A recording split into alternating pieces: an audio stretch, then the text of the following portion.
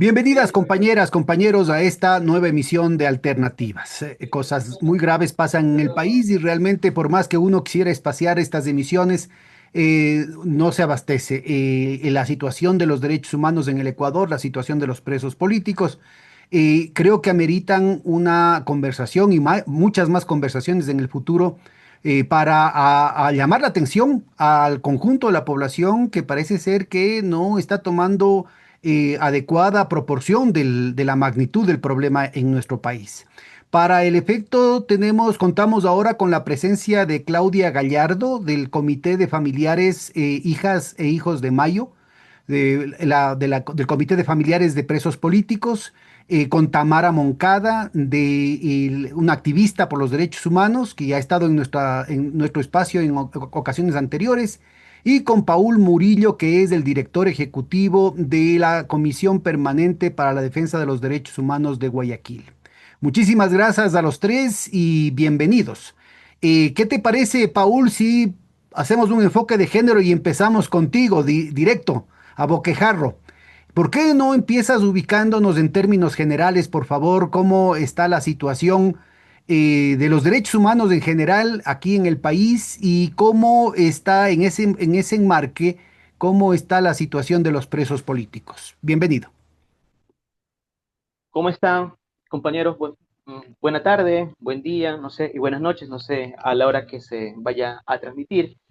Eh, sí, yo pienso que primero hay que establecer una línea y de tiempo, porque si bien es cierto, estamos viviendo momentos en este año 2026 donde asistimos a un escenario de degradación de la cultura de derechos, de una cultura y democrática y de retrocesos en los derechos humanos en general en el país, sí creo que podríamos marcar un punto de partida de este y retroceso, de esta y degradación de los y derechos humanos a partir, y nosotros estamos haciendo ahí como un análisis, a partir del levantamiento y popular del 2019 o en los meses y previos a ese tiempo, a ese instante, y producto de las y políticas de ajuste y del FMI. De ese tiempo para acá, solamente para y retratar la situación compleja y complicada para los derechos humanos, para las personas, para la vida digna en el país, mencionar que a raíz del levantamiento se y decretó desde el Estado central, desde el gobierno central de Lenín Moreno en ese entonces, una serie de estados de excepción para establecer un control y político y militar sobre la sociedad y sobre todo sobre Perdón, la sociedad discúlpame, politizada. ¿tienes un recuento de cuántos estados de excepción se han decretado desde entonces para acá?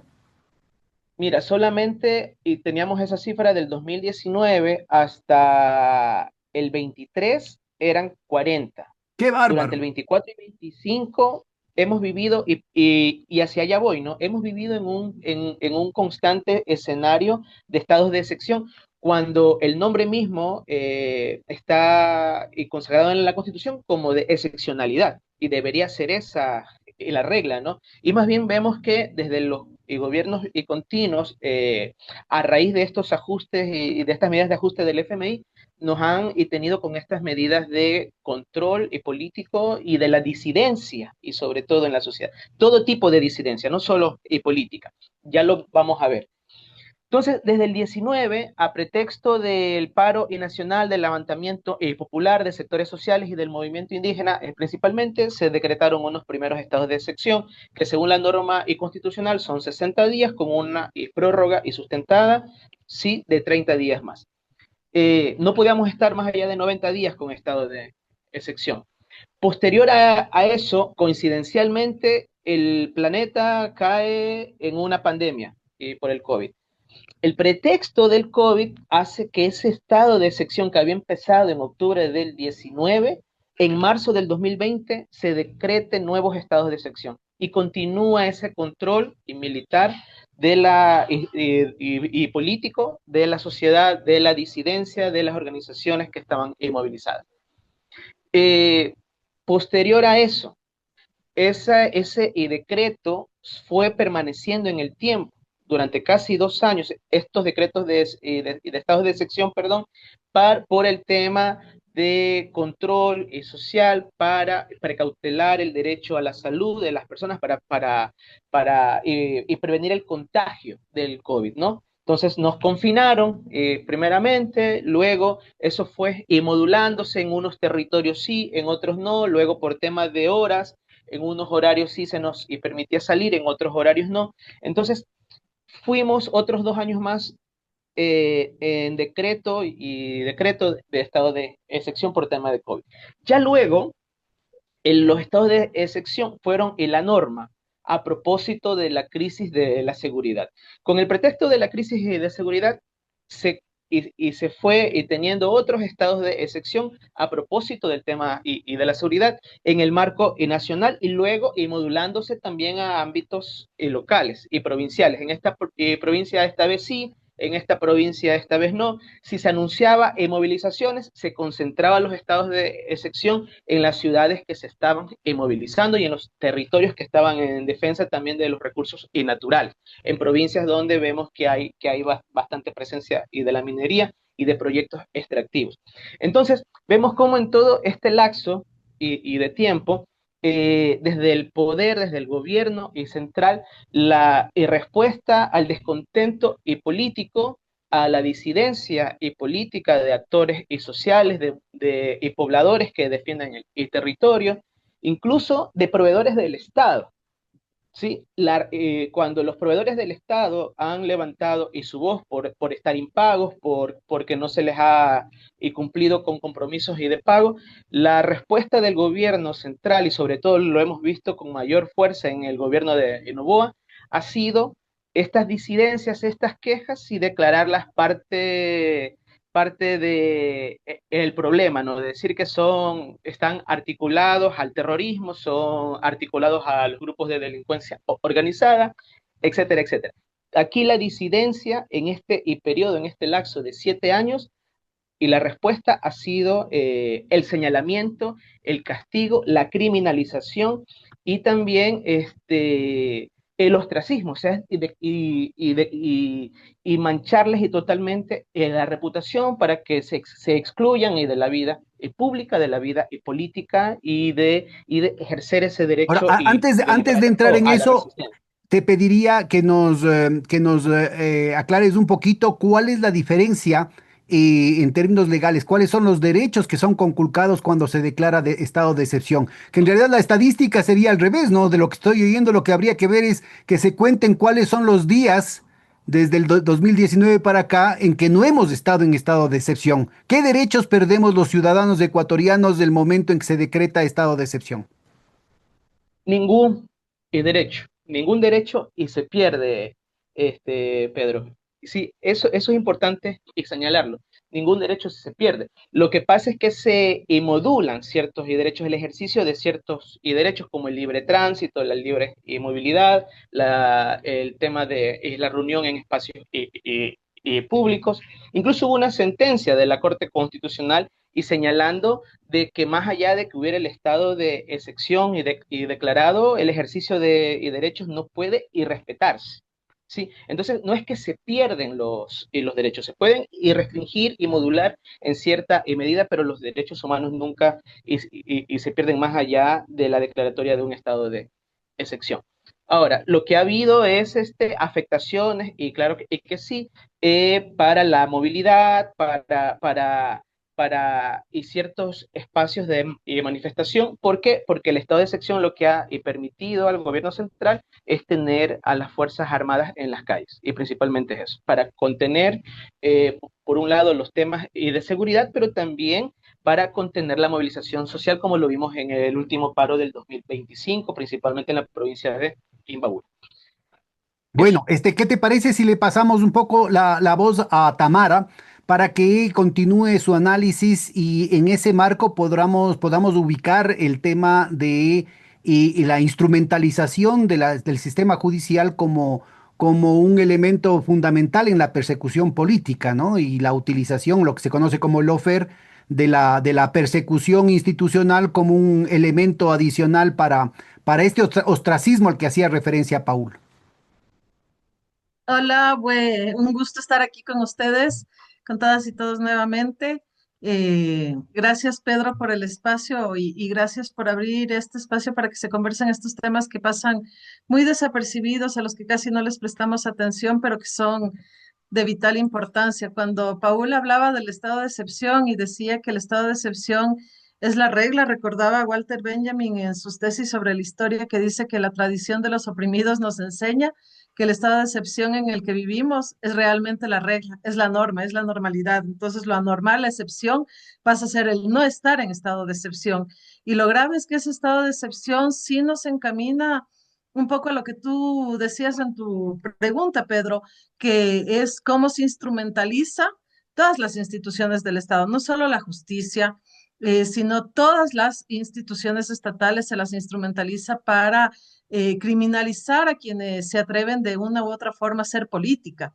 Se les usa también como el ejemplo a otras voces para evitar que esas voces se alcen en contra del sistema. Es una forma tiene un doble sentido, el castigar a quienes ya lo hicieron y el Atemorizar a que ejemplificar, nadie más, claro, escarmentar, claro, que el nadie más se atreva a hacerlo. escarmentar para que nadie más se atreva a hacerlo.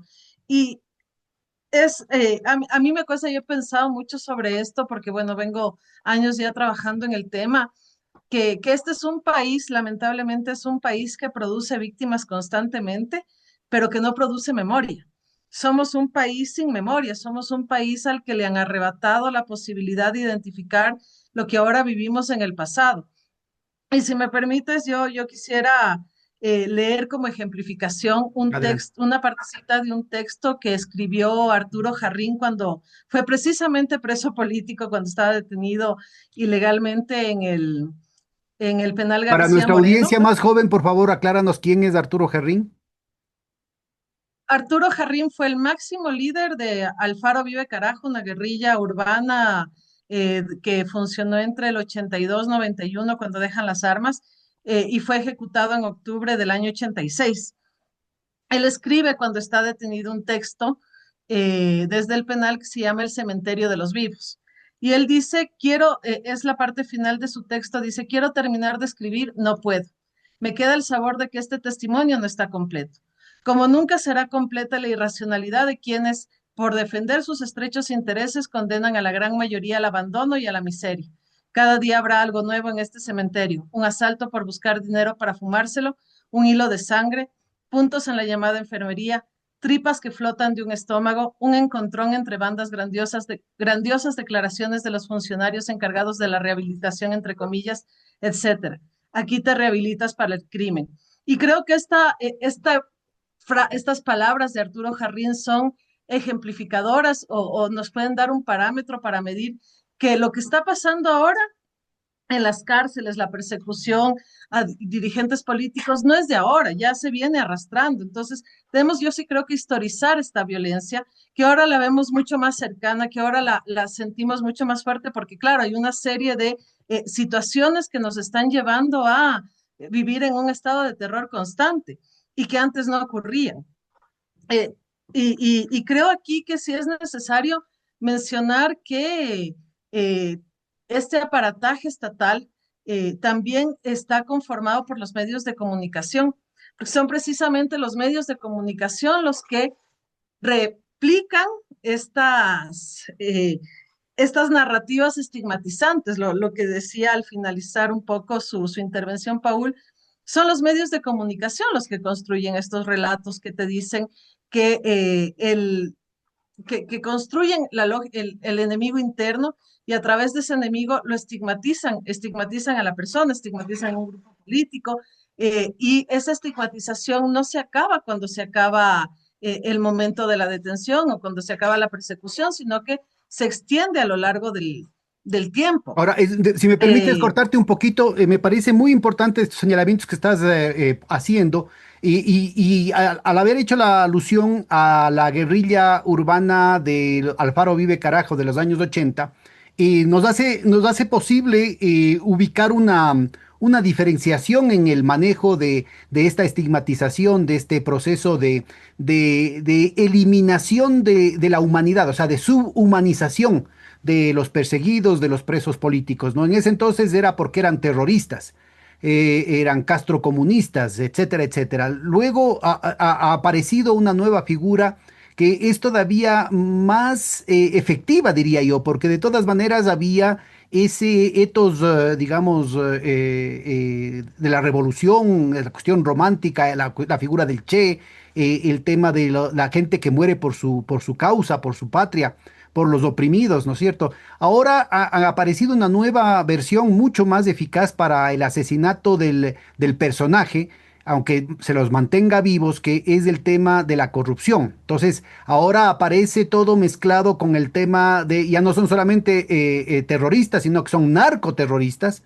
Y el otro tema, el otro capítulo, que es el tema de la corrupción. Entonces, se plantea como un estigma absolutamente, absolutamente radioactivo, porque ya no, ya es mucho más grave que defender a alguien que esté como preso político por ser guerrillero, es mucho más grave defender a alguien que esté acusado por corrupción, pues porque obviamente uno también es corrupto, ¿no? Entonces yo creo que es muy importante este señalamiento que estás haciendo en torno a la vinculación del estado de excepción como lo normal, la nueva normalidad en teóricos como Agamben, como Benjamin, ¿no es cierto? Que ya ubican, ¿no es cierto?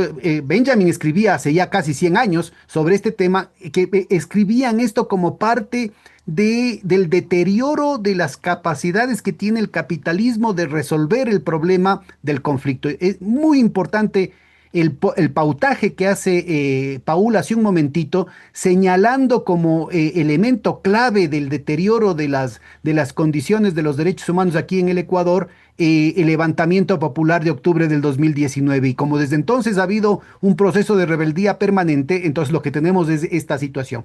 ¿Por qué no nos ubicas un poco? Porque aquí está clarísimo, ¿no? Este proceso de subhumanización, no solamente la represión directa, sino el asesinato cívico de la gente, ¿no? Es decir, el ostracismo, la vergüenza, el poner a la gente en una situación de total marginalización con respecto al reconocimiento social. Cuéntanos un poquito de esto, Tamara. Sí, efectivamente, hay muchas diferencias entre lo que fue el 80 o la persecución de los 80 aquí en el Ecuador, incluso de las dictaduras y lo que ahora estamos viviendo, porque, claro, los medios de comunicación en ese entonces eran solo radio, prensa y televisión, y ahí moría, y no todo el mundo estaba como que al tanto de lo que pasaba o de lo que se publicaba. A pesar de que eso ha servido para a la larga estigmatizar a a quienes en ese entonces eran jóvenes y a sus familias hasta el presente. Y ahora entra un nuevo componente que son las redes sociales. Entonces, a través de las redes sociales podemos ver, por poner un ejemplo, la detención arbitraria que le hacen a Aquiles Álvarez. Y ya no solo es la criminalización porque es el terrorista o es el narcoterrorista o es el corrupto, como tú decías, sino también es el exponerlo en su más profunda identidad a la persona, en su intimidad, el presentarte totalmente vulnerable, que ya constituye una forma de violencia sexual y que lo que hace es a la larga, sí, minar al sujeto, eliminarlo no solo, no físicamente, sino simbólicamente a la persona, porque además con esto del narcoterrorista, es que son los corruptos narcoterroristas o son los terroristas financiados por el narcotráfico, se está implantando este terror en la sociedad, primero para que no levante la voz frente a todo lo que estamos viviendo, frente a todas las políticas represivas y regresivas que está implementando en este momento Daniel Noboa y que se ha venido implementando desde el 2019, sino también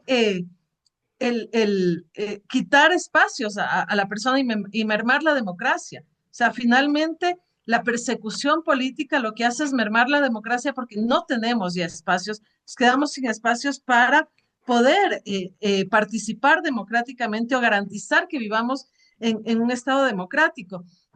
Y ya no solo se encierra a la persona, creo que es importante recordar, por ejemplo, que en el último paro se sacó una lista, se puso una demanda a varios dirigentes sociales y políticos de distintas organizaciones por enriquecimiento, les pusieron la demanda por enriquecimiento ilícito.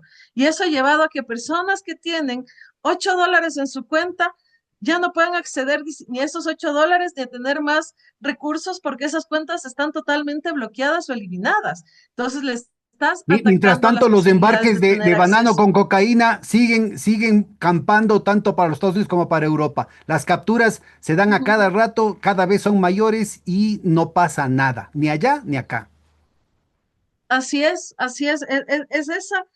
esa la contradicción que estamos viendo, la problemática que estamos viendo. Entonces, se vuelve mucho más complejo poder denunciar y poder visibilizar que hay estas situaciones en el país, que este es un país que está produciendo víctimas. Y se vuelve mucho más complejo pensar también las particularidades que tiene esta violencia en función de el género, la etnia cuando eres cuerpo feminizado, cuerpo racializado, la violencia es mucho mayor, porque no solo vives esa violencia que te viene del Estado, que ya te rompe, porque pierdes la confianza en las instituciones que están supuestamente llamadas a pararte y protegerte y y asignarte derechos y garantizarse de los derechos, sino pierdes la confianza con la sociedad, te vas rompiendo socialmente.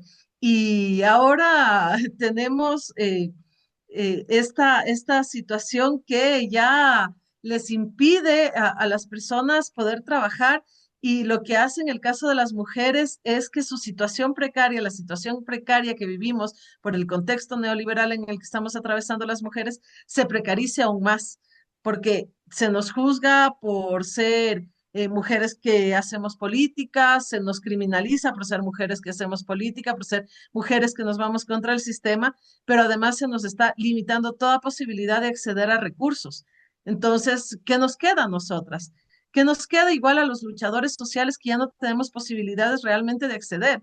Que no va a ser, como decía al inicio, no va a ser que terminemos, que termine este momento y ya se nos reponga el nombre y podamos tener una vida digna, sino que nos rompe la vida y de aquí para adelante vamos a cargar ese estigma lamentablemente social que la sociedad se niega a eliminar, se niega a sanar y se niega a reconocer que las hemos producido nosotros mismos desde nuestros accionares o desde compartir una noticia falsa sobre estas personas que están siendo víctimas. Claudia, con este preámbulo de Paul y de Tamara, quisiéramos oír el testimonio de este caso doloroso, puntual, de una familiar de alguien que ha sido apresada en este contexto de represión política. Adelante, por favor. Estás, Perdón. ya, adelante. Sí, bueno, primero un saludo, muchísimas gracias por el espacio y siempre agradecemos el espacio porque las familias que estamos viviendo esto, no tenemos espacio en los medios de comunicación hegemónicos. Los medios de comunicación hegemónicos reproducen lo que está dictando el discurso del gobierno de turno y no nos da espacio a quienes estamos siendo víctimas y no es una lógica de autovictimización, es un Estado que nos vuelve víctimas con sus violencias y nos vuelve víctimas no solo a los presos y presas políticas directamente, sino a todo su entorno social, a toda su familia, a sus redes también y las redes que le constituyen, estas redes comunitarias que nos acompañan o dejan de acompañarnos. Y un poco escuchando lo que decían, lo primero que se está haciendo, esta nueva estrategia que tiene, es deslegitimar tu lucha, ¿no es cierto? Y te la rodean de un discurso donde se te relaciona con el crimen común, por llamarlo así, delitos comunes, ¿sí? Eso es lo que se está haciendo. Y fíjense que, por ejemplo, se les vincula justamente, como decían, enriquecimiento ilícito. A veces por 100, 200, ustedes han escuchado de estos casos, ¿no? De personas que les congelaron la cuenta con $300. ¿Dónde está el enriquecimiento? $200, $50, con gente que tenía depositado en su cuenta su sueldo.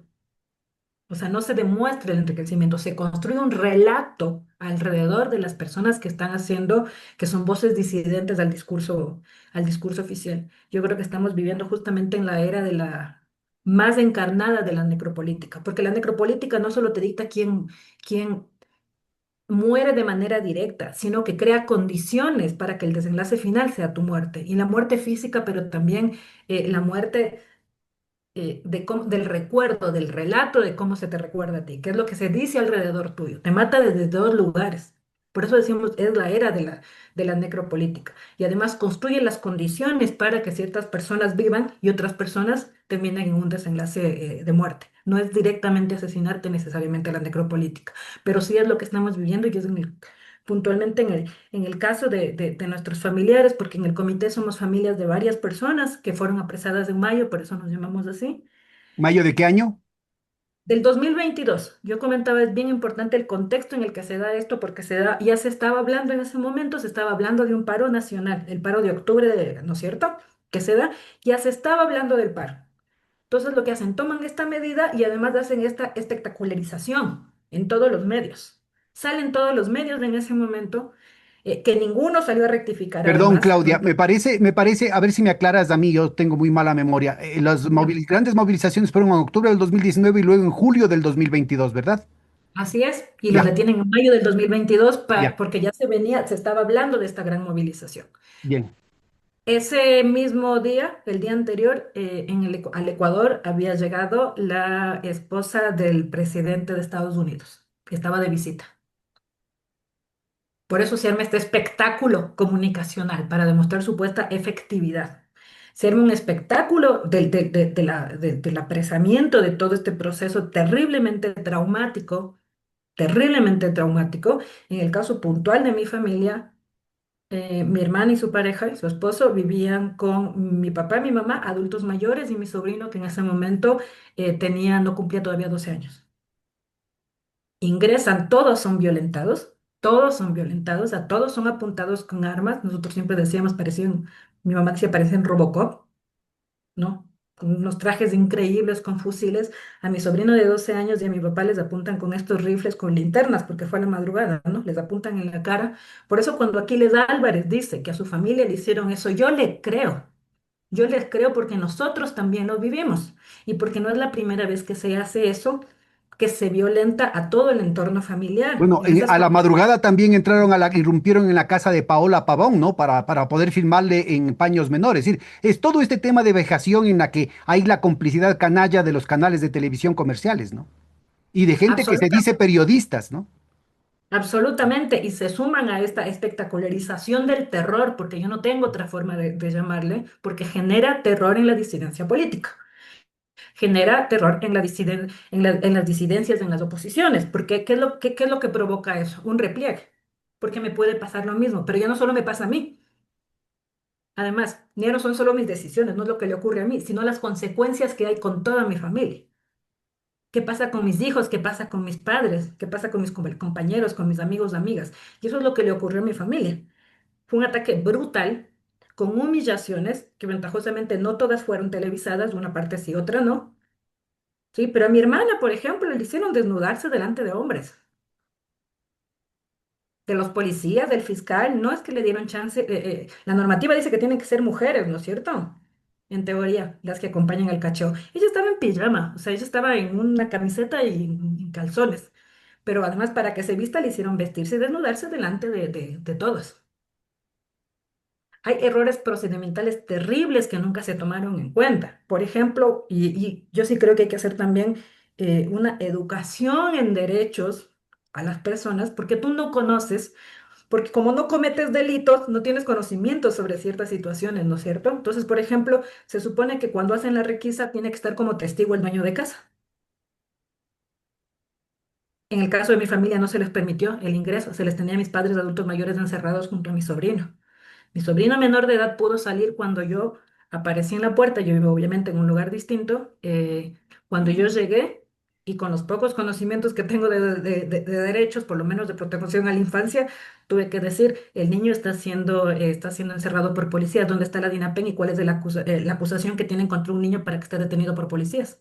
A ver, este de aquí es un tema muy importante porque como bien aclaró Paul hace un momentito, ¿no es cierto? El hecho de que se haya declarado estado de excepción no conculca ningún derecho.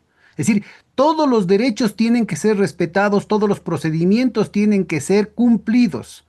Y aquí ¿Y es por rarísimo, qué? ¿no? Este Porque tema de la en ese momento no había de estado la de vejación excepción. sexual, a los chicos de las Malvinas también los desnudaron. Es decir, ¿cuál es la fijación que tienen los organismos de seguridad del Estado de este tipo de cosas, ¿no? Es Sí, yo creo que aquí las máximas autoridades tendrían que responder al respecto. ¿Tienen algún tipo de fijación personal? ¿Es una orden? Porque hay una cadena de mando, ¿no? Y además, y eso continúa, todas estas vejaciones sexuales, yo les llamaría abuso, yo creo que hay que darle nombre porque eso es abuso sexual. ¿Qué ocurre, como yo te decía, incluso con las familias? Por ejemplo, mi hermana hasta ahora llora recordando la expresión de mi mamá en la primera visita que le hicimos cuando ya le tenían presa en la cárcel de la Tacunga, donde nos obligaron a desnudarnos. Eran mujeres, pero nos obligaron a desnudarnos, a mostrar los pechos, a bajarnos. Yo voy a ser muy cruda en lo que voy a decir, pero porque es cruda la realidad, ¿sí? Mi mamá, adulta mayor, y a mí nos obligaron, nos hicieron mostrar los pechos del cuerpo entero y además nos obligaron a bajarnos la ropa interior, a hacer zapitos y a pujar para ver qué no salía del ano y la vagina. ¿Sí? La expresión de mi mamá, deformada de lo que acababa de vivir en la visita a mi hermana, no ni siquiera pudimos hacer visita, era contenerle a mi mamá de la violencia sexual, porque yo quiero que las cosas se llamen por su nombre, la violencia sexual que acababan de cometer con ella. Es lo que hemos tenido que sufrir y padecer, y eso lo está haciendo el sistema. Y además quiero ser bien clara en eso. Los hombres sufren unas violencias, pero las mujeres estamos sufriendo este tipo de violencias constantes. Lastimosamente nos hemos tenido que acostumbrar al sistema de visitas cuando podemos hacerlo. A las mujeres nos obligan a hacer una fila, a los hombres otro. A los hombres les hacen este chequeo físico, ¿no? Donde les toca. Pero a las mujeres a los hombres no les revisan el ano. A las mujeres sí. Cada visita es una revisión. O dependiendo del humor, a veces no. Depende del humor del que está de guardia si te va a hacer pasar por eso o no. ¿Sí? Vuelvo perdón el paréntesis, pero para mí es necesario que nos quede claro eso, porque eso es lo que estamos viviendo. Y además con la aclaración de que eso no vivimos solo los familiares de los presos políticos. Ojo, porque esto también defendemos por todas las familias de las personas privadas de la libertad. Entonces, el Estado no solo ejerce violencia contra la persona privada de la libertad, sino también contra su familia. Y eso estamos viendo todas las personas por el tipo de delito o la situación que sea, lo estamos viviendo y estamos en una época donde lo que se está construyendo, deshumanizando, convirtiendo en monstruos a las personas privadas de la libertad, no dignas de derechos, no dignas justamente, ¿no? Alejadas de cualquier dignidad y se reproduce eso con sus familias. Por eso también como sociedad estamos permitiendo lo que estamos permitiendo, ¿ah? Ojo, que las personas muertas en el sistema carcelario, nadie está contando como muertos, a nadie le importa en este momento, a nadie le importa la desnutrición que están viviendo. Y en ese mismo contexto es que tú tienes presos y presas políticas, y por eso yo arranqué hablando de la necropolítica, porque lo que están haciendo es, aunque oficialmente no tengamos y este Estado no tenga la pena de muerte, es casi una sentencia de muerte, llevarle a esas condiciones de indignidad y de falta de derechos y de violencia que hay adentro. Puntualmente en el caso de mi hermana, ella tiene un tumor cerebral, ¿sí? Hay una sentencia de corte constitucional donde dice que las enfermedades catastróficas son incompatibles con las condiciones de encierro de una cárcel común, porque te mata, en resumen. Y ahí es cuando vuelve al concepto de necropolítica. Cuando toda una persona con una enfermedad catastrófica le obligas a vivir en esas condiciones, le estás matando, le estás sentenciando a muerte aunque no sea oficialmente. Esto está ocurriendo con mi hermana el día de hoy. Con ella logramos en su momento un habeas corpus porque demostramos además que no había, perdón si me estoy yendo del hilo, pero me parece importante nombrar estas cosas importantes respecto a los derechos. En el caso puntual de ella, se logró demostrar que tenía el tumor y además no es que le apareció, porque siempre te dicen, ¿viste? Que se construye este relato de que mientes, de que engañas, de que construyes pruebas. Ella se demostró que venía con tratamiento en el seguro desde hace años, en el IES por su tumor cerebral. Se demostró justamente lo que hablaba de esta sentencia de Corte Constitucional, de la incompatibilidad del encierro en el sistema penitenciario de personas con enfermedades catastróficas. Se demostró que estaban poniendo en riesgo su vida, se le dio un habeas y el habeas que implicó prisión domiciliaria. No estaba libre. No estaba circulando por las calles. Dentro de la casa había policía 24/7 porque además en Quito no había mucha disponibilidad de De el los aparato grilletes este que le eléctricos. ponen. No había mucha disponibilidad de grilletes. Entonces, ¿qué definió? Como no había, teníamos policías 24/7. 24/7, que no solo vigilaban los movimientos de mi hermana, sino de toda la familia, de quién visitaba, quién no visitaba, qué características tenían, todo ese proceso había. Y de un momento a otro, el juez llama a una audiencia y dice que tiene que volver a la cárcel porque está mejorcita de salud. Si no se le recupera, no le desapareció el tumor, no deja de necesitar tratamiento especializado, no deja de necesitar medicamentos. con algún certificado médico, con alguna cosa, algún examen especial.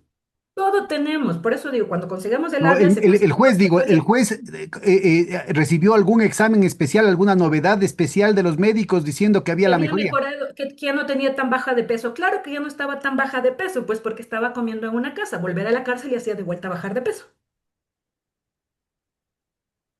O sea, fue como que tiene su alta de peso. La médica dijo sí, su prolactina, que es una hormona que se produce, es una hormona que tenemos todas las personas, pero como producto, digamos, de la ubicación del tumor hace que se segregue más.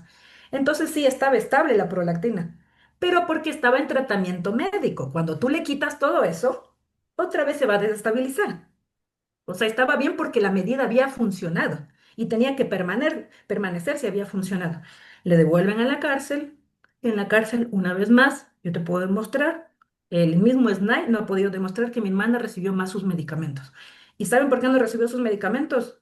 Porque nosotros estamos dispuestos a comprar, pero porque no le ha llevado y no ha recibido los exámenes y asistencia médica necesaria para que pueda decir un médico, esta es la dosis que necesita.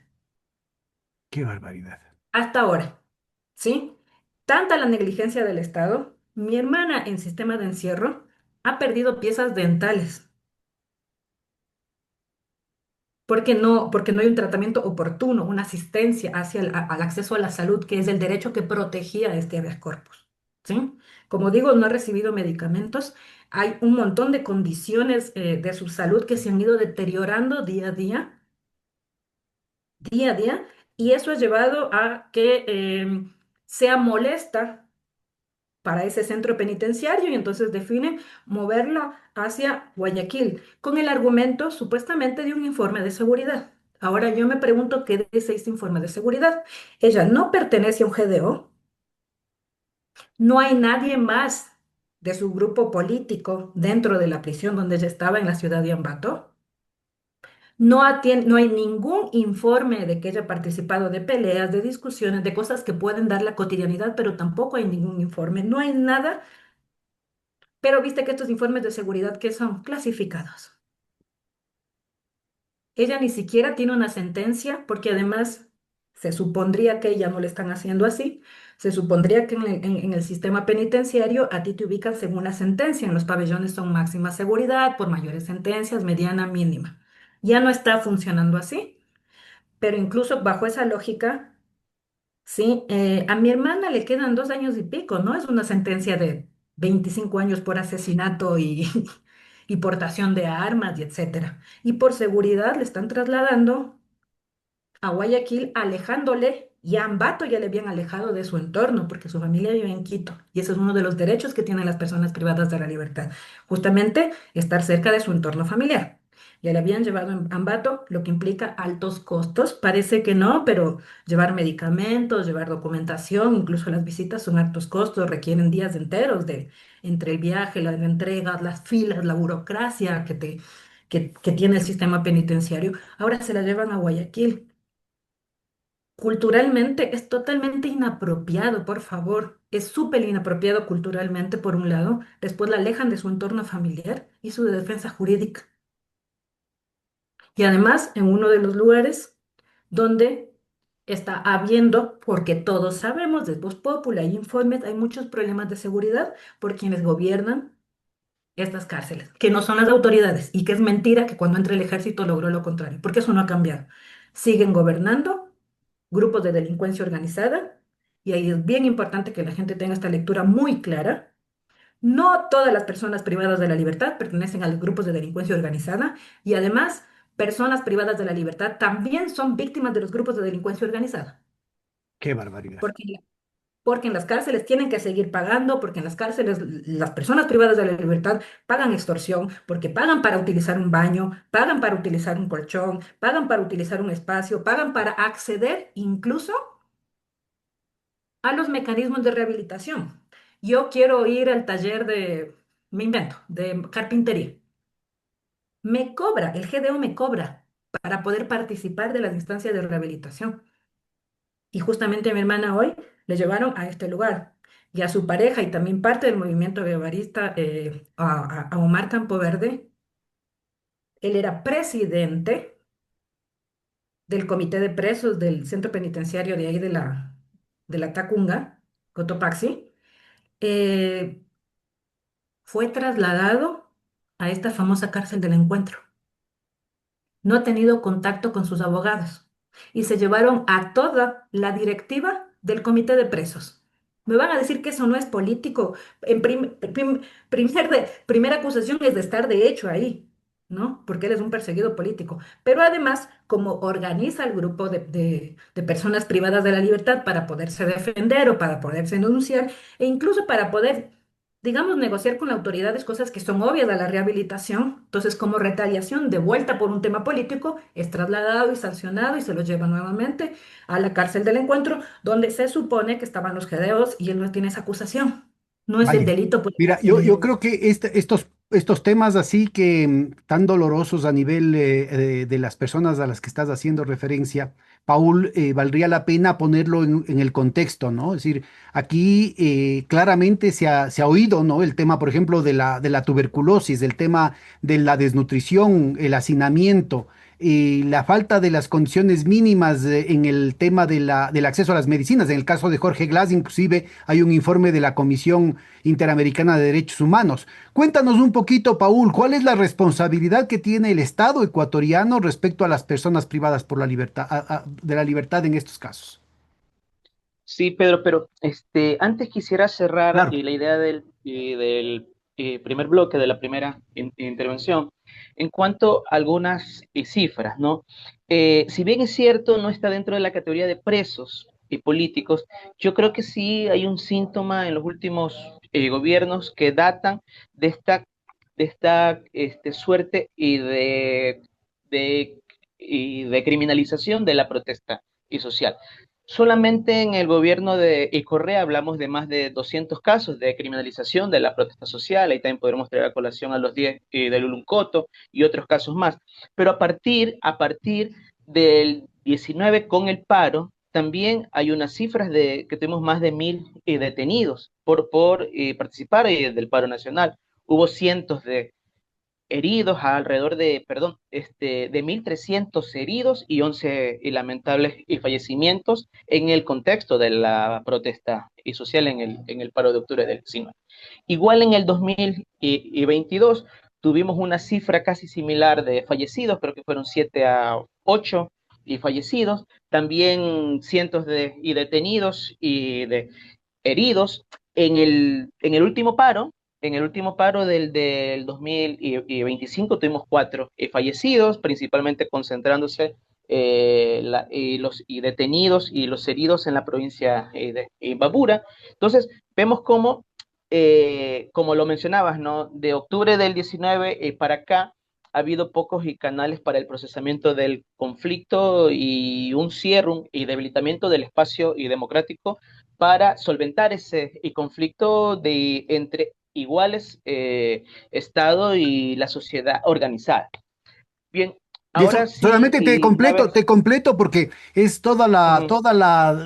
el instrumental, digamos, de los libros de texto de la CIA y de los golpes de Estado que ha tenido el imperio durante todo el siglo XX, que incluye, aparte de la violación de los derechos humanos, la persecución, los presos políticos, la violación de cualquier garantía dentro de las cárceles, toda esa cuestión, a eso se suma el asunto de los atentados de falsa bandera, pues, ¿no? El incendio de la Contraloría en el 2019, la explosión que nadie se acuerda que hubo en Guayaquil en julio del 2022, y en este último caso lo que provoca la ira del presidente es la denuncia que hace Aquiles Álvarez del Porche y de la relación con el atentado que se dio en Guayaquil. Entonces yo creo que es muy importante el ubicar que estos no son solo cifras, sino que estamos hablando de No, un recetario, son tecnologías de la sí, represión que han venido probando a lo largo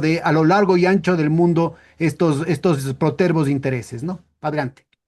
Sí, y pensando en que esta y política y de represión y de criminalización y de estigmatización está y dirigida a la sociedad, como ya digo, organizada con altos niveles de y conciencia y política y de valores y ciudadanos y democráticos, pero con la población que tal vez no está y sensibilizada, no está y politizada, y con ellos y la estrategia es el terror, es poder y posicionar la figura del enemigo interno, que es lo que ha pasado con varios y colectivos que han sido y señalados como actores y vinculados al crimen organizado, a todas las disidencias y políticas, ¿no? Entonces, es como también vendes esta estrategia y de la seguridad y de la militarización a través del terror. Tú necesitas, y es lo que ha hecho el gobierno, sobre todo este gobierno de Novoa con mucha más fuerza, y poder y crear ese enemigo interno, ¿no? Poder instalar en el consciente y colectivo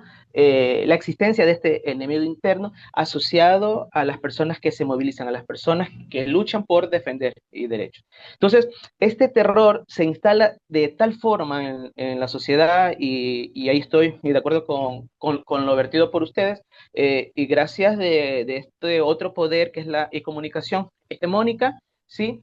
Pero que también lo que logra al instalarse en la sociedad en general es que somos capaces de y renunciar a nuestros derechos por un poquito y de seguridad.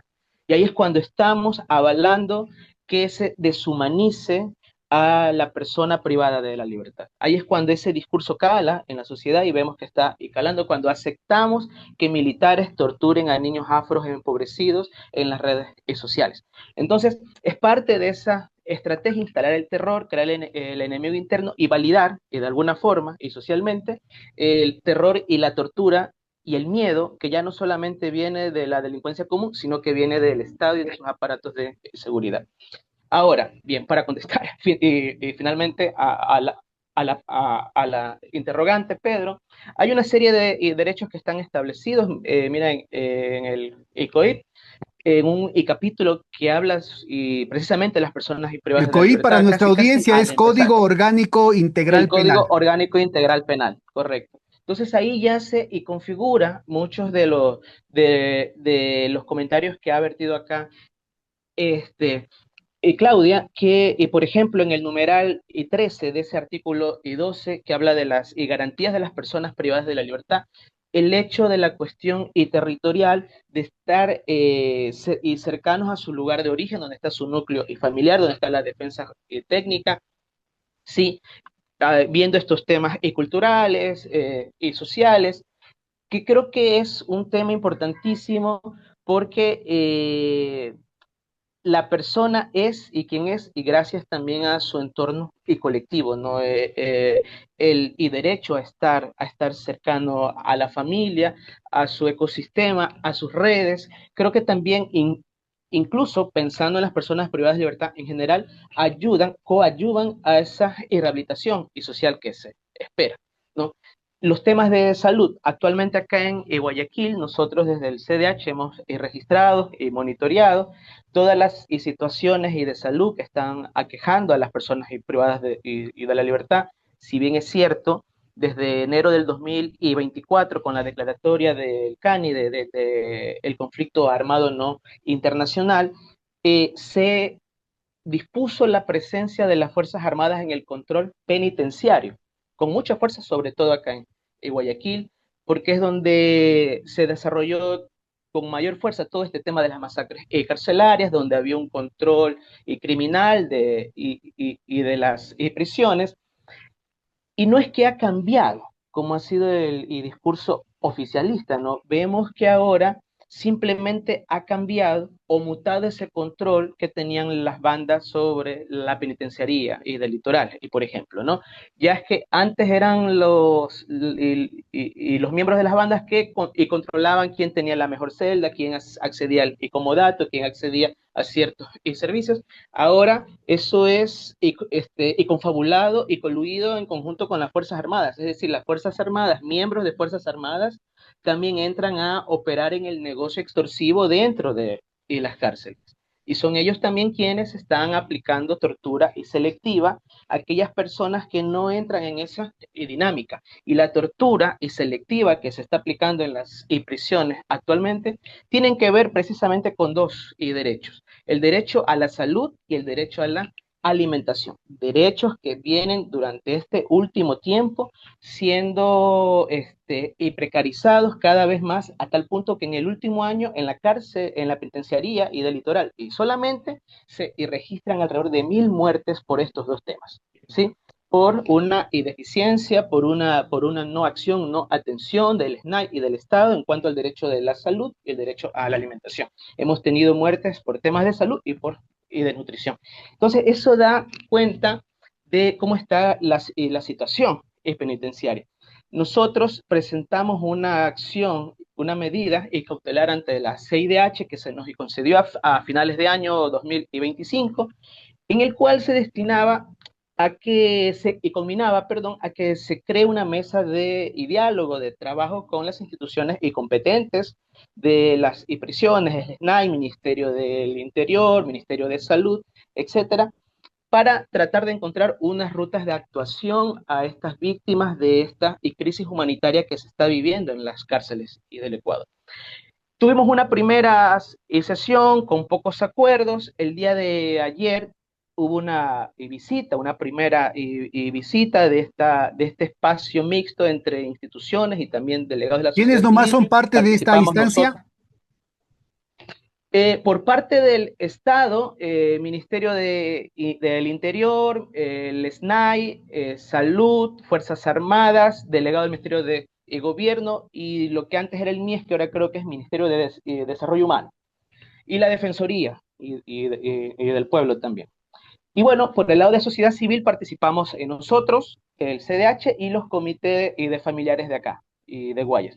Y lo que se constató es que si bien es cierto, en los días previos el SNAI y preparándose para esta visita, lo que hizo fue de trasladar casi todo un pabellón donde estaban las personas con problemas de salud y de desnutrición, trasladarlas a la regional para que en la visita no se evidencie todas las problemáticas que estaban habiendo, ¿no? Que haya un menor impacto de las problemáticas que estaban habiendo. Entonces, sin embargo, a pesar de esos movimientos de última hora del SNAI, sí, se evidenció que las condiciones siguen siendo complejas y difíciles y que la situación de salud y de alimentación de las personas privadas y de libertad sigue cuesta arriba.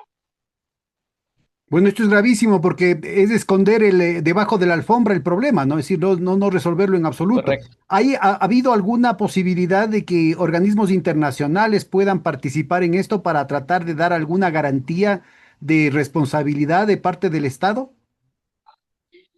Sí, hay varias intenciones de poder y concretar misiones de verificación, misiones humanitarias de organismos internacionales.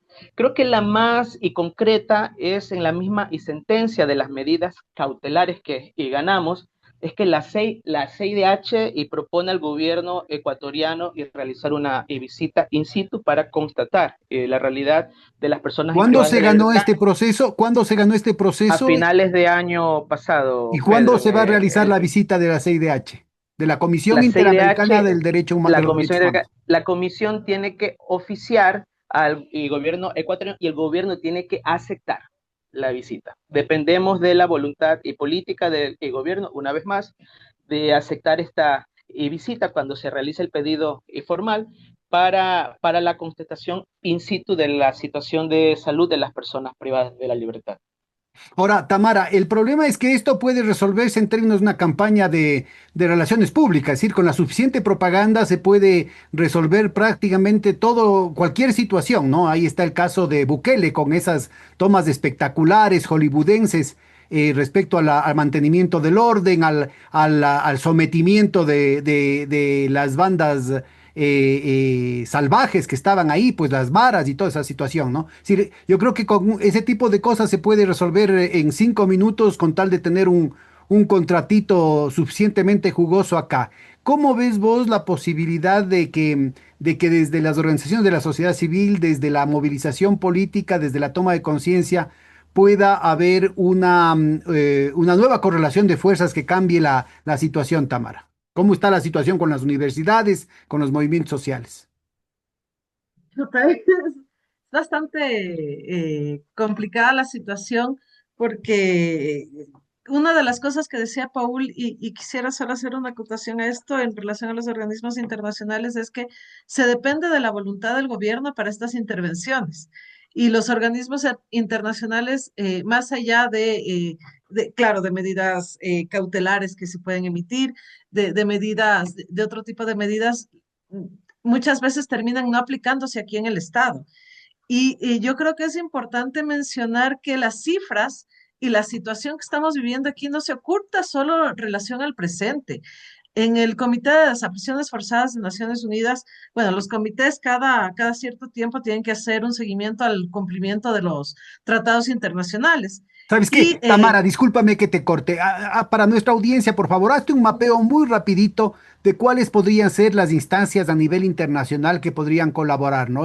Hablabas de una instancia en Naciones Unidas, Paul estaba haciendo referencia a la CIDH, que es parte del sistema interamericano de la OEA, y entonces valdría la pena que para nuestra audiencia quede más o menos ubicado cuáles podrían ser las instancias en los que nos podríamos apoyar, digamos. de organismos internacionales con este peso serían la CIDH y Naciones Unidas. Y claro, o sea, el tema es que en Naciones Unidas hay los distintos comités que velan por el cumplimiento de cada tratado. Entonces tenemos el Comité de los Derechos del Niño, el Comité de las Mujeres, que es la CEDAW, el Comité de las Desapariciones Forzadas. Y aquí me detengo un poquito porque quería hacer una acotación en torno a esto, que es que, por ejemplo, cuando el Comité de Desapariciones Forzadas le pidió información al Estado respecto a víctimas documentadas en la Comisión de la Verdad, que habían sido víctimas de desaparición forzada temporal en los años 80, el Estado ecuatoriano pasa la información de que son personas que aún se encuentran desaparecidas, que es un poco lo que decía Claudia, estamos viviendo una necropolítica que no necesariamente se ejerce directamente en este momento sobre los cuerpos, sino que va eliminando simbólicamente a las personas. Entonces, si eso ocurre con víctimas que decimos ya pasó los 80, ya son más de 40 años, ya qué va a importar qué pase con esas personas si ya no estamos en ese momento. Imaginémonos todo lo que puede pasar contra las personas actualmente, pero más allá de los organismos como la CIDH, la Comisión Interamericana de Derechos Humanos, la Corte Interamericana de Derechos Humanos, los distintos comités de Naciones Unidas, creo que tenemos que empezar a fortalecer los vínculos y entablar vínculos con organismos de derechos humanos a nivel internacional, porque necesitamos ese amparo. O sea, lamentablemente este relato también de que aquí en el Ecuador solo ha habido excesos, como se quiso plantear cuando fue el tema de los 4 niños de las Malvinas, como se planteó cuando fue el tema de los niños Restrepo, ha llevado también a que pasemos muy invisibilizado y muy oculto socialmente todo el tema de violación de derechos humanos, que aquí ha sido fuerte, o sea, en el país ha sido fuerte y hay un subregistro de víctimas. No sabemos exactamente cuántas cifras, cuántos muertos y cuántas personas PPLs hay muertas producto de la tuberculosis. No lo sabemos porque esas cifras se están ocultando. Y ahí en esas cárceles meten a todas las personas privadas de la libertad. No son solo personas que pertenecen a GDOs, como ya lo decía Claudia, son personas que hacen política, víctimas de violencia política. Es un padre que debe la pensión de sus hijos porque quizás, bueno, muchos porque son irresponsables, hay que decirlo, pero muchos otros porque quizás no tienen trabajo y no han podido cumplir y les cogen presos y están ahí y están muriendo contagiados, víctimas del crimen organizado, víctimas de los GDOs, víctimas del desamparo del Estado. Entonces sí creo que es necesario como hacer estas articulaciones, pero también tenemos las organizaciones y quienes trabajamos en la defensa de derechos humanos aquí en el Ecuador, empezar a articularnos, empezar a tomarnos espacios, empezar a tomarnos las calles, a denunciar, a visibilizar a las víctimas, a nombrar a cada una y cada uno de quienes están siendo afectados directamente en el encierro, en las cárceles por la violencia del Estado, porque todos están siendo víctimas de violencia de Estado, y pensar más allá de esas cifras también. En cada una de esas personas hay una historia, son nombres, son quizás muchas víctimas de los GDOs, son muchas personas detenidas porque son miembros de GDOs, son víctimas del Estado porque el Estado no les garantizó las condiciones para tener acceso a la salud, a la educación, a un trabajo digno. Y lo único que les quedó es refugiarse en un grupo de delincuencia organizada para tener algún tipo de ingreso. Entonces, sí, empezar a nombrarlas, empezar a tomar estos espacios y, indignarnos, llenarnos de indignación, porque lo que está pasando en las cárceles no solo está pasando ahí. Las calles se están militarizando cada vez más. Quito ya está militarizada con las calles. Y lo que se pasa en las cárceles, lo que pasó en las cárceles cuando se tomaron los militares, está pasando y va a seguir pasando fuera de las cárceles. Y vamos a seguir siendo una sociedad que se queda silente frente a estas violencias y frente a muchas otras, por el temor, si todas y todos hay esa imagen de si los de abajo nos movemos, los de arriba se caen. Sí, si los de abajo nos movemos, los de arriba se van a caer. Y creo que sí, ya es hora de empezar a movernos, a movilizarnos, a articularnos, a romper ese miedo que es muy difícil, Ahora, pero que tenemos que en hacerlo este para que no punto siga pasando. específico, Tamara, déjame que te insista, por favor. En este punto específico de las capacidades de la sociedad ecuatoriana para reaccionar ante temas tan elementales, ¿no? Tan básicos, conquistas tan fundamentales de la dignidad, de la convivencia civilizada, digamos, inclusive en los términos más liberales y hasta neoliberales. ¿Cómo ves vos la capacidad que tiene, qué instancias hay, cómo se está movilizando la gente, qué pasa en las universidades, qué pasa con las iglesias, qué pasa con los gobiernos locales, por ejemplo? ¿Tienen alguna sensibilidad al respecto? ¿Han tenido alguna reacción, alguna movida que permita mejorar, digamos, la capacidad de los ciudadanos de defenderse? ¿Cómo ves vos la situación, Tamara? Ayer conversábamos con Claudia y ella me decía una cosa que tiene toda la razón. Hay muchos frentes abiertos. Hay muchos frentes abiertos y cada uno está tirando por su frente, por su lado, por que las mujeres nos estamos organizando por acá, que incluso los grupos de solidaridad con otros países se movilizan por acá, los jubilados por acá, los estudiantes por acá, y no nos articulamos. Entonces, hay mucha acción. Yo siento últimamente que hay mucha acción frente a determinadas situaciones que están pasando, pero no hay una acción articulada. Lamentablemente no hemos logrado construir un proceso de unidad que al menos por el momento como sectores de izquierda, progresistas, como sectores que se conduelen con todo lo que estamos viviendo, se articulen para resistir a esto y que se articulen no solo en función de tomarse las calles, y de dar una respuesta formal frente a la situación que está atravesando el país, sino también que se articule y se organice para eh, tomarse los barrios y formar a la gente, hablar con la gente, hablar con quienes no han estado articulados nunca en ningún espacio y que tienen aún más ese miedo, o que su meta es sobrevivir el día porque no te queda otra en este país, sino que sobrevivir el día. Entonces, mientras buscas sobrevivir, no puedes pensar en resistir frente a, además que hay una alienación total de la sociedad, de los jóvenes, de quienes son más afectados por estas políticas, hay una alienación total por las redes sociales. Por los videitos que nos pasan, por el afán de algún día voy a hacer la viña, si ella fue pobre y pudo escalar a casarse con un novio y ahora tener toda la plata, un día lo voy a hacer. Y si no, esta cultura del narco, de yo voy a llegar a ser un gran narco y voy a tener toda la plata del mundo, entonces no me preocupo por romper todo lo que está pasando porque no me afecta, no me afecta, yo tengo mi aspiración y mi aspiración es que voy a hacer plata. Gracias. Claudia, pudiéramos profundizar un poquito la situación de tu hermana. Ella pertenece a este grupo guevarista. Cuéntanos, hacía referencia Tamara a Arturo Jarrín, que fue dirigente de Alfaro Vive, una guerrilla urbana en los años 80. ¿Es acaso este grupo guevarista, como su nombre lo indica, digamos, el Che Guevara fue referente de la lucha armada? ¿Es un grupo armado? ¿De qué le acusan a tu hermana y a los otros y a los otros? Acláranos esa situación, porque creo que la mayoría de nuestra audiencia y que nuestra audiencia tiene particular interés en el tema político, pero el conjunto de la población peor está enterada respecto a qué es lo que de qué es lo que estamos hablando. No, no es un grupo armado, porque además de cualquiera que sabe un poquitititito de grupos armados saben que son clandestinos además, ¿no? Se baja bajo la clandestinidad. El movimiento guevarista, yo insisto, no pertenezco al movimiento, nunca pertenecí al movimiento, pero por supuesto entiendo y conozco. ¿Y por qué conozco? Porque era un movimiento público. Era un movimiento público que hacía reuniones públicas, marchas públicas con su nombre, que hacía reuniones, que hacía comunicados, no estaba en ninguno, estaba bajo ¿Formado en la... qué años más o menos? Tiene al menos 15 años, ¿sí? No te puedo decir un nombre, un número exacto, porque como digo, no pertenezco al movimiento, Entonces, pero tiene no se trata de un grupo armado constituido para crear problemas durante las movilizaciones de julio del 2022, como se un poco sería la en lo idea, ¿no? absoluto, pero se construyó, como yo les digo, es el relato y lastimosamente el relato está construyendo estas posverdades. Es lo que te dicen varias veces, se repite tantas veces que termina construyéndose en una verdad subjetiva. ¿Con qué cargos los cogen presos?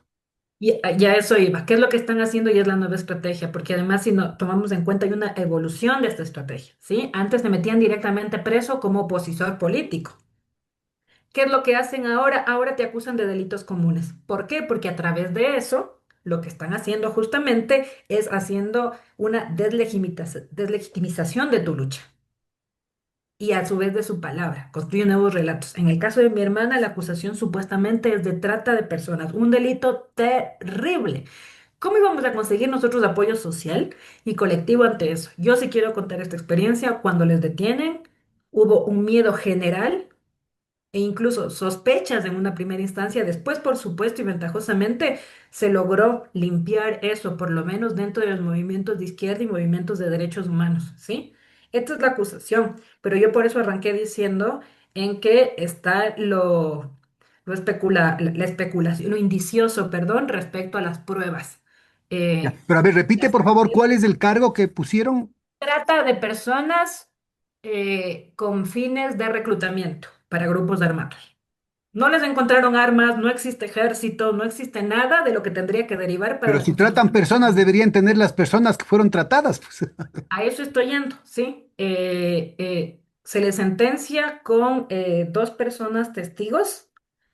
Una de ellas, de hecho, casi quedó deslegitimado su testimonio porque es una persona que fue capturado en Colombia por el ejército colombiano y que bajo presión del ejército colombiano hizo la declaración.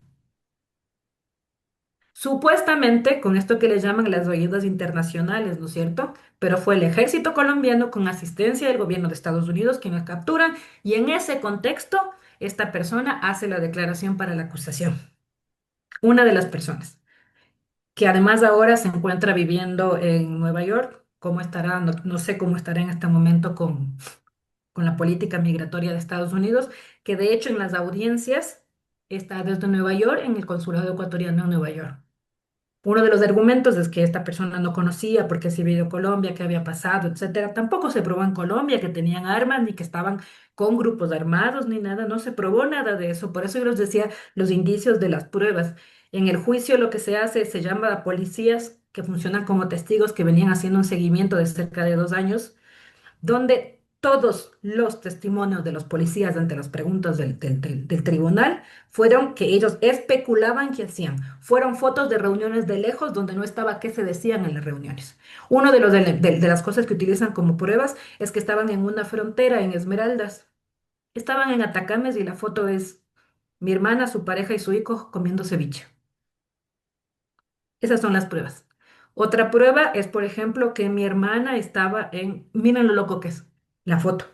Es una foto donde está ella afuera del 911 en el Cache, es frontera. Estaba dando un curso a los policías sobre derechos humanos contratada por un organismo internacional de cooperación. Pero el indicio es como estaba cerca de la frontera, cuando estaba capacitando a los mismos policías en derechos humanos. Y ellos fueron sentenciados así. Es una presunción de como tienes cierto perfil de izquierda, tú eres capaz de cometer este tipo de delitos. Así se construyó. No hay un solo elemento probatorio en todo el juicio. Y eso Paul nos podrá decir que conoce más de leyes, así no se puede sentenciar a las personas sin pruebas, no puedes ser indicioso, tú no puedes ser sentenciado. Yo mañana, ¿sí? Digo Pedro por su pensamiento, yo asumo de que puede participar de este tipo de actividades. Y entonces te sentencio porque yo parto de un prejuicio de que tú podrías participar de este tipo de actividades. En el caso puntual de mi hermana, encima hay un factor de género. De todos los compañeros es indicioso porque no hay pruebas para nada. Pero la sentencia de mi hermana es aún peor porque hay un factor de género. La jueza cuando dicta sentencia y el argumento es que es como la esposa de uno de los acusados podría haberse beneficiado, siguen siendo indicios, ojo, porque no hay pruebas, podría haberse beneficiado de lo mismo que se benefició al esposo. Primero, a él no se le encontró nada de dinero, no hay nada. De hecho, nosotros después de este juicio tenemos deuda con el Estado de $50,000, porque fue lo que dictó la sentencia de primera instancia, y ni siquiera tenemos casa propia. Pero ¿Y por qué tienen es que pagarle al Estado $50,000? ¿Por qué porque eso? el Estado definió que nosotros le debíamos al Estado por los daños que le hemos hecho. O sea, mi hermana. Sí, Paul un poco nos puede explicar más en términos legales. Sí, $50,000 cuando somos una familia que no tiene casa propia directamente, que la posesión de mi hermana era un auto del 80 y algo.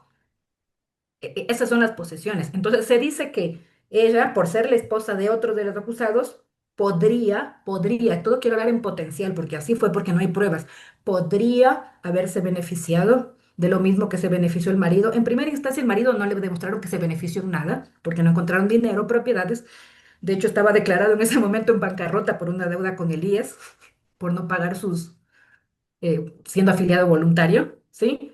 Pero podría haberse beneficiado por ser la esposa, o sea, las esposas de, incluso habiendo cometido un delito, las esposas de X van a ser sentenciadas por ser la pareja. Eso es lo que nos está diciendo la justicia de este país. Pero eso funciona justamente para presos políticos, para perseguidos políticos. Nosotros hemos perdido el Estado de Derecho. Y yo sí quiero hacer hincapié en esto. Esto no empezó ni terminó con el caso del movimiento guevarista, pero parte de que esto ocurra es que como sociedad hemos sido bastante permisivos en que la ley se nos adapte, se nos acomode las reglas del juego. Podemos estar más de acuerdo, Estado burgués, no burgués, pero estas son las reglas con las que en teoría en democracia jugamos todos. Es una cancha que tiene unas reglas y jugamos todos. Eso es lo que nos dice la democracia. Ahora, hemos sido como sociedad súper permisivos y permisivas para que esas reglas se vayan moviendo un poquito en función de quién es la que tenemos de enfrente. Y ese es el problema que tenemos y creo que hemos llegado también porque no hemos mirado. Es como esta es oposición o piensa distinto a mí o tiene una posición política distinta a la mía, entonces está bien que a él le cambien las reglas o que se adapten para él y distintos para el resto. Yo creo que también hay que hacer un mea culpa, una mirada de qué hemos estado permitiendo principalmente las personas que hemos venido trabajando en derechos humanos y en activismos en cuando hemos sido permisivos de no respecto a eso. También son consecuencias y creo que parte de resolver eso y solventar eso es que todos y todas hagamos esta mirada, pero también reconstruyamos nuestro tejido social, porque eso es lo que nos queda, porque eso es lo que tenemos. Un poco yo conversando con Tamara le decía justamente esto de los frentes abiertos, pero estamos luchando de forma aislada y no nos acompañamos. Y saben qué, cuando luchamos de forma aislada nos derrotamos, nos sentimos derrotados. En nuestro caso somos familias luchando contra el aparato del Estado.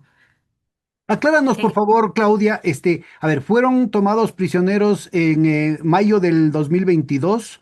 ¿De qué les acusaron? ¿Cuándo les sentenciaron? O sea, es que hay una segunda instancia. ¿Cómo están ustedes apelando? ¿Cómo es la cosa? A ver, primero cuando les detienen, yo por eso les contaba un poco lo que se dijo en medios de comunicación, ¿no? Se habló de bombas, hasta se puso nombres que le iban a secuestrar a, ¿cómo se llama este empresario de Cuenca, el famosísimo Aljuri, me parece, ¿sí? Se dijo nombres, se dijo, ya tenían planeado secuestrarle a no sé quién. Eso se dijo en medios de comunicación, en rueda de prensa, donde estaban los medios más grandes. Y en el juicio no se nombró nada de O sea, eso. igualito lo que le hacen al presidente Maduro, ¿no? Que supuestamente era el cartel de los soles, van al tribunal en Nueva York teniendo todas las cosas en su poder y no pueden ni siquiera articular esa acusación.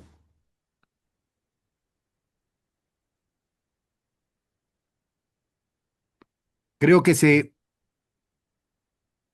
Porque cre- no tienen pruebas, porque es discursivo, como les iba diciendo, es construcción de un relato alrededor de eso. Eso es lo que pasó con el movimiento de Evarista. Construyeron un relato, les detienen, yo por eso hacía líneas de tiempo también. En el paro de junio, ¿se acuerdan que hubo una famosa bomba Molotov frente a la fiscalía? El ministro en ese momento, Carrillo, en rueda de prensa, salió a decir que era el movimiento guevarista. Fortalecían el relato. Después se probó que esta pelada era una pelada que le dieron un coso, lanzó el coso, fue detenida, pero no tenía que ver nada con el movimiento guevarista. Pero sin embargo, en Rueda Nacional, el ministro Carrillo salió a decir que pertenecía y que esto era todas las actividades planeadas por el movimiento guevarista. Entonces construyen relatos y después te hacen el proceso judicial con mañas. Nosotros hemos denunciado públicamente cuando el tribunal estaba el día que tenía que dictar sentencia, eh, intervino de manera directa, y eso incluso sería de pedirles cámaras, porque no fue escondido, fue público. Llegó la embajada de Estados Unidos con las escarapelas, con las identificaciones, se sentó al lado nuestro con una traductora que le iba diciendo, tú, la última parte, le iba traduciendo, ¿no? Cuando terminó la audiencia, te sacan de la sala y se quedó la embajada con el tribunal.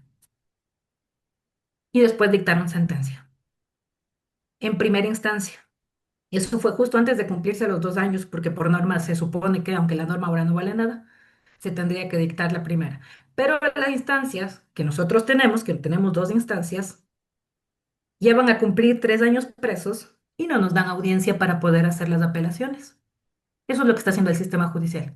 Nos llama a audiencia a tal fecha y suspende. La siguiente suspende. La siguiente suspende. Tenemos una serie de suspensiones que dilatan, y lo único que hacen es mantenerlos en prisión y con estas cuestiones de hostigamiento, con estas prácticas de hostigamiento y de tortura que se están haciendo. Yo voy a decirlo ahora públicamente porque ya lo puedo decir. Omar fue torturado, hay una denuncia de tortura, estamos en un proceso judicial por las torturas que él sufrió y después de la denuncia fue que lo trasladaron a la cárcel del Encuentro. De las denuncias que él denunció, porque él sigue siendo una persona y aún estando preso, sigue teniendo la dignidad, el reconocimiento de sus derechos y la lucha. Él fue trasladado después de una denuncia contra militares por torturas, por tratos crueles o inhumanos en la cárcel contra él. Eso es lo que estamos viviendo el día de hoy. El proceso judicial no podemos avanzar porque el mismo sistema judicial no nos da las audiencias, porque lo que está haciendo suspende. Y entonces nos suspenden en diciembre y la siguiente que nos dicen que es para abril. O sea, no nos dicen, no te suspenden y te dicen es en 15 días. Te dilata 3, 4, 5 meses. Y después a los 5 meses te dicen, vamos a volver a suspender porque además nunca te explican por qué no. Suspenden y después te lo dictan para 3, 6, 5 meses. Eso es lo que estamos viviendo ahora. Con este delito sin pruebas, con este delito que, insisto, solo con indicios, ellos nunca tendrían que haber estado presos, además, porque no representaban, porque eso es una claridad también hay que tener. La prisión preventiva es de última ratio, tiene que estar argumentada por qué te doy prisión preventiva, que es lo mismo que le está pasando a Aquiles Álvarez, ojo. O bueno, sea, y a Jorge Glass, ¿no? Jorge Glass está, desde que fue secuestrado de la Embajada de México, él está en prisión preventiva. Creo que son más de 2 años de eso. y la prisión preventiva es de última ratio, ojo, es de última ratio. Se supone que tú como juez, perdón, tienes que dictar prisión preventiva cuando tú representas ya de entrada, se identifica un peligro grave y que además tienes muchas posibilidades de fugarte. En este caso no se probó, o sea, todos tenían empleo, familia, hijos, etcétera, y fue una definición simplemente quiero sacarles del mapa y lo que necesito es que el resto de movimientos sociales, de defensores y defensoras de derechos humanos y de la naturaleza, se escondan porque me puede pasar lo mismo. Fue un caso que se utilizó para crear miedo y terror. Yo repito todas las veces que puedo, esto para mí es terrorismo de Estado y hay que decirlo con nombre y apellido, y fue para crear terror en la oposición y en las voces disidentes. Y lo consiguió, además. Y no, ¿qué lo ha hecho? Nos ha atomizado, nos ha separado. Entonces yo participo de mi lucha, pero me da miedo pegarme a la otra por si me dan doble acusación. Entonces los ambientalistas, defensores de la naturaleza, están por su lado, que también son causas específicas, pero el momento de defendernos nos tenemos que defender entre todos y todas. no hacer luchas aisladas porque no funcionan, porque nos debilitan y nos debilitamos y porque así es más grande que nos gane ese monstruo gigante que es el Estado. Y eso es lo que le pasó a la gente del movimiento guevarista. Carlos Carhuachi, que quiero nombrarle también, es otra de las personas detenidas. Él se encuentra en la cárcel de la Tacunga. Cometieron tantas, pero tantas violaciones de derechos, todo lo que se puede hacer en procedimiento. Como él estaba en territorio indígena, le llamaron por teléfono para hacerle salir diciendo que eran de un ministerio que no quiero nombrar ahora, porque iban a entregar alimentación a su comunidad. Él salió hasta una gasolinera, le metieron preso y cuando incluso nosotros pedimos la mediación, además de antropólogos y la pertinencia que existe, porque en este país, por lo menos hasta ahora, nosotros tenemos también el derecho a la justicia indígena cuando se trata de pueblos y nacionalidades, y a él le negaron la instancia de su propia justicia en su territorio. Y se mantuvo con la justicia occidental, por llamarlo así, y preso en un lugar como el que está alegado de todo su entorno cultural. Y nuestro país eso no, se supone que por algo tenemos las dos justicias, pues. Pero yo, sinceramente, eh, entre que hago con descreimiento o hacemos con descreimiento, seguimos peleando en todas las instancias judiciales, seguimos peleando por los derechos, pero al mismo tiempo sentimos que en este país ya no existe ley. Como les decía, estas reglas en la cancha ya no está así, es una cancha inclinada donde siempre tenemos las de perder, los movimientos y organizaciones sociales, hasta que no nos unamos y no nos aliemos, y las familias van a conseguir continuar solas. Lo que nosotros vimos en Otavalo, creo que a varias de las familias que formamos parte del comité de hijos de Mayo, nos conmovió hasta las lágrimas, porque era ver en esas familias lo que nosotros ya habíamos sufrido y lo que ya están persiguiendo. Persecución, estigmatización. ¿Qué hicieron con los de Tabalo? ¿De qué nomás les acusaron? De terrorismo. El muchachito este, que, perdón, lo digo muchachito, pero lo digo con ternura, venezolano, porque era venezolano, entonces ya era el estigma, ¿no? Del, ¿cómo que le dicen? El anarcocastrismo, chavismo, no me acuerdo esos nombres que le ponen, le inventaron un mote ahí a un muchacho que vivía en la comunidad que había salido y por ser de una nacionalidad venezolana.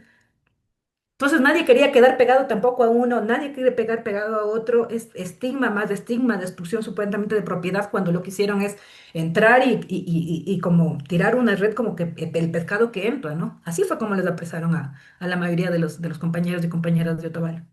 Y eso también un poco lo que está pasando. Yo sí creo, y nosotros repetimos cuando fue la detención en mayo de los militantes y activistas del movimiento guevarista, nosotros dijimos, en su momento advertimos, pero nadie lo veía así. Nosotros dijimos, este solo es el principio de lo que va a continuar y es una cadena. Y continuó. Y continuó y hoy estamos en estas circunstancias, acusados de un crimen terrible, de los que no tienen, no existe pruebas. Yo sí quiero ser enfática en eso, no hay pruebas. ¿Cómo puede haber 3 personas sentenciadas sin pruebas? ¿En qué país estamos viviendo? Estamos viviendo en el país del cuaderno de Hello Kitty.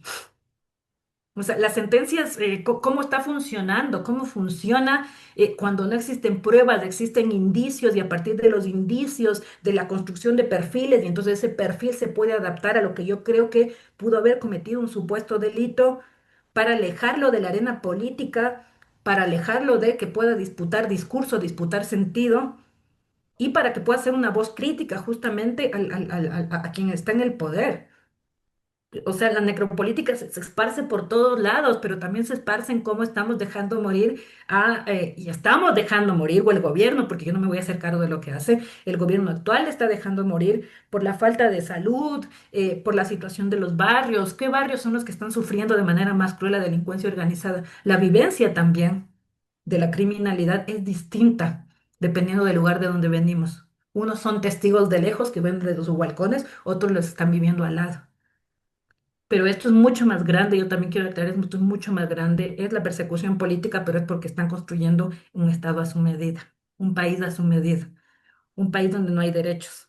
Todo lo que está pasando, y esto se enlaza también con lo que pasa con los GATS, al quitarles poder, que eran los únicos que estaban haciendo contrapeso, los gobiernos autónomos descentralizados, porque estaban llevando política social, y eso implica acumulación política. El mismo hecho de que Aquiles Álvarez hoy esté detenido, esté preso, como fue hecho, también es sinónimo de eso, porque la voz disidente, tú podrás o no podrás acompañar las ideas políticas o no discursivas de Aquiles Álvarez, pero en este momento él era la voz disidente, la voz más fuerte de oposición al gobierno actual. Entonces, Bueno, lo que nos y pasa. como quedó en la conversación reciente con Juan Pablo Jaramillo, ¿no es cierto? Es decir, todo esto de aquí es parte de temas puntuales como los que estamos hablando de la familia Gallardo, como los temas que se han hablado de Jorge Glass, ¿no es cierto? En realidad son parte de un ataque sistémico, ¿no? De una ofensiva, de una agenda de deterioro de las condiciones democráticas del país, de ruptura de las instituciones y, como bien decías hace un momentito, Claudia, de crear un país a la medida de estos sectores oligárquicos cada vez más autoritarios. No Pero sé mire si lo que están creyendo, vamos están cerrando. creando Sí. no víctimas, no crean víctimas, para nosotros son víctimas, ellos lo que crean son ejemplos de lo que te puede pasar. Eso es lo que están haciendo. Lo que le está pasando hoy a mi hermana, los cambios, yo no quiero llamarle de otra forma, yo creo que le están asesinando de a poco con lo que están haciendo, negándole la asistencia médica y todo lo que está viviendo en este momento. Es una sentencia de muerte, pero son los ejemplos que te están poniendo a ti para que veas lo que te puede pasar. Eso es lo que ocurre. Unos casos más sonados, como el de Aquiles, al ser una persona mucho más mediática, y otros casos que se escuchan dentro de los movimientos sociales, que tal vez no te van a escuchar en Ecuavisa, pero que sí sabemos, y aunque no conozca mucho del caso, todos saben que hay gente del movimiento de Barista presa, aunque no sepa de qué se trata, y todos tienen miedo. Y eso es lo Bueno, que están creando. este clima de terror en realidad incluye las decenas de miles de muertes que pudieron haberse evitado en la pandemia. En esta última ronda, que tiene que ser cortita, por favor, compañeras, compañeros, un par de minutitos cada cual, no sé si pudiéramos hacer una reflexión final, básicamente de una apelación a la audiencia y a la ciudadanía respecto a qué podríamos hacer en torno a defender pues estas conquistas sociales que tanto dolor han causado en nuestro país. Paul. Bien, y brevemente, acompañar y solidariamente los casos de todas las personas presas y políticas.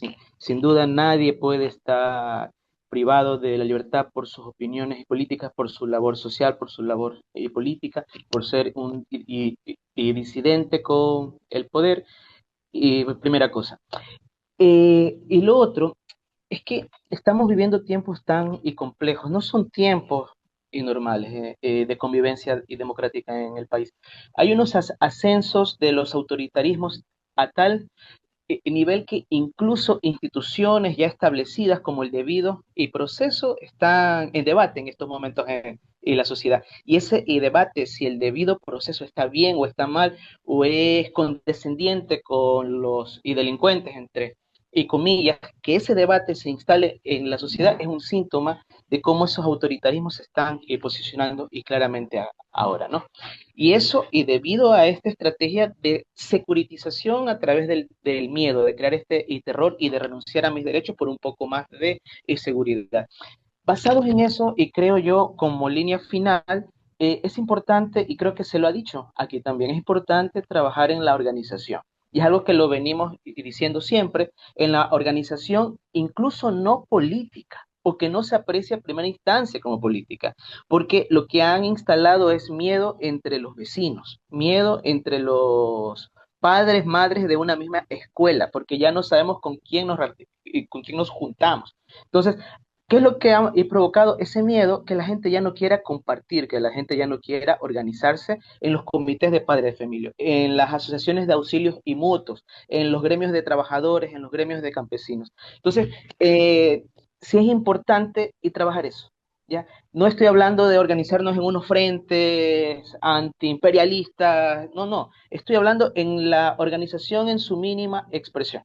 ¿Sí? En los condominios, en la asociación y vecinal, ya digo, en los comités de padres de familia. En esos ámbitos hay que empezar a reflexionar y fomentar la organización, porque solamente encontrándonos, perdiendo el miedo que tenemos con nuestros padres, con nuestros vecinos, con el prójimo, es que vamos a poder encontrar y canales para tener y respuestas luego en otro nivel y elevar la conciencia social y política. Si no nos encontramos, si vamos a seguir aterrorizados, muy difícilmente vamos a poder y lograr tener ese otro momento para el encuentro y ya digo, la elevación de la conciencia social y política tan necesaria en estos momentos para vencer estos autoritarismos y tiranía que estamos enfrentando para el ejercicio de los derechos humanos. Gracias, Tamara. Gracias, Pedro. No, lo primero que creo que hay que hacer es, creo que tenemos que construir memoria. Creo que es necesario construir memoria porque hay muchos discursos de Ecuador tiene que volver a ser la isla de paz, una isla de paz que nunca existió, porque las violencias de Estado, si bien se han intensificado o las sentimos más intensificadas, por diversas razones, han existido siempre. eh, eh, Desde las dictaduras, pasando por los años 80, pasando por todo lo que fue la década de los 90, el 2000, las violencias de Estado han existido, están ahí y hemos sido una sociedad que se ha negado a admitirlas, que se ha negado a verlas y que se ha negado a reconocerlas también. Todo lo justificamos como excesos policiales, como excesos militares, no es una institución, son malos elementos, cuando no es así. Tenemos un país que desconoce realmente el número real de víctimas que ha producido en el pasado, que está produciendo en el presente, de víctimas políticas, de víctimas no políticas, de víctimas de todos de toda condición social, se han producido y se seguirán produciendo si nosotros nos negamos a reconocer eso y seguimos con el relato, tenemos que volver a ser la isla de paz. No Gracias, vamos sí, sí, gracias no vamos Tamara. a volver a ser una isla de paz. Claudia, cerramos contigo. Recordar nada más que el silencio es cómplice. El silencio es cómplice. Yo sé que tenemos miedo. eh, yo sé que estamos aterrorizados entre el terrorismo de Estado y el estado también de terror que nos generan los GDOs, de miedo. Pero el silencio es cómplice. Uno también, elegir callar es una elección. Y cuando elegimos callar, estamos beneficiando a los victimarios, estamos permitiéndoles hacer lo que hacen. Tenemos que levantar todas las voces porque hoy somos unas víctimas, después son otras en este momento estamos siendo toda la población y creo que hay que salirnos de acompañar y elegir no callar. Eso nada más. Muchas gracias, Claudia, Tamara, Paul. Evidencias muy, muy claras de un verdadero cáncer que está corroyendo en nuestras instituciones, nuestra democracia. Hacer referencia a a nuestra audiencia de episodios que hemos tenido, los más recientes, sobre todo sobre el caso colombiano, con Jorge Coronel, con Alberto Yepes, con Ricardo Soberón para el caso peruano, muestran claramente que la fachada democrática de pronto puede ser la gran alcahuetería para cometer las más indignas atrocidades, ¿no? Y los niveles con los que rápidamente esto puede escalar a niveles masivos son verdaderamente espantosos. Yo creo que, como bien están mencionando las compañeras, los compañeros acá, es indispensable que haya una movilización, una alerta ciudadana para rescatar lo que han sido la lucha de otras gentes en otros tiempos e inclusive en otras latitudes y que a veces no nos hemos sentido, no nos hemos apropiado, digamos, de estos derechos, de estas garantías y por eso no sentimos cuando los perdemos. Muchísimas gracias y hasta la próxima.